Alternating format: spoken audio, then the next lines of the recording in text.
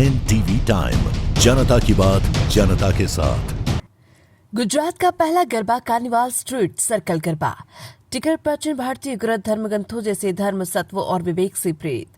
अहमदाबाद में street circle garba सांस्कृतिक और भक्ति का एक खूबसूरत उत्सव इस नवरात्रि संगीत, संस्कृति और लयबद्ध आनंद की नवरात्रों के साथ एक मनोरम अनुभव प्रदान करने के लिए पूरी तरह तैयार है। गुजरात के पहले गरबा कार्निवाल के रूप में डिजाइन किया गया यह आयोजन प्राचीन ज्ञान को आधुनिक रेट्रो सौंदर्य के साथ जोड़कर एक सर्वांगीण अनुभव प्रदान करने का वादा करता है।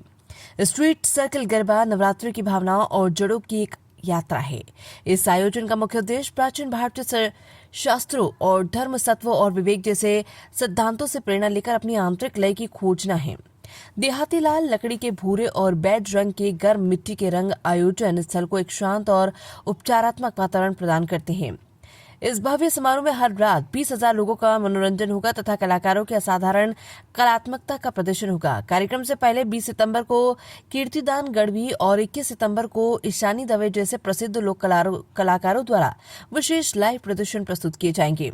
मुख्य कार्यक्रम में मानसी मराई, वेदांत रावत और आयुष द्वारा, अश्वमेध तथा नरेश भारोड द्वारा प्रसिद्ध मंडली समूह द्वारा रात्रि 11 बजे के बाद समारोह को जीवंत बनाए रखा जाएगा, जिससे एक अनूठा पूरी रात चलने वाला सांस्कृतिक अनुभव सुनिश्चित होगा। अहमदाबाद से चिराग सोनी की report.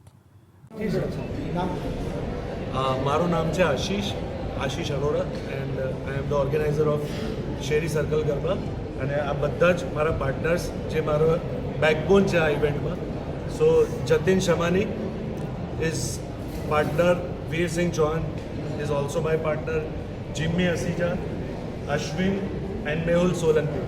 So all of us are partners and અમે લોકો સાથે મળીને આ આખી ઇવેન્ટ ઓર્ગેનાઇઝ કરી રહ્યા છે શેરી સર્કલ. એટલે શેરી સર્કલની શું વિશેષતા છે, કઈ જગ્યાએ આયોજિત કરવામાં આવી છે, આની અંદર શું શું લોકોને મળી જશે?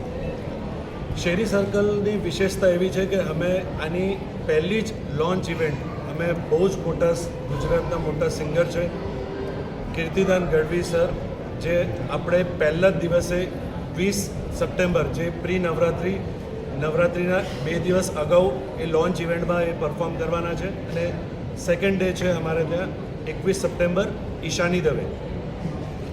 શું શું વ્યવસ્થા રાખવામાં આવી છે, કઈ રીતે લોકોને આ માહિતી?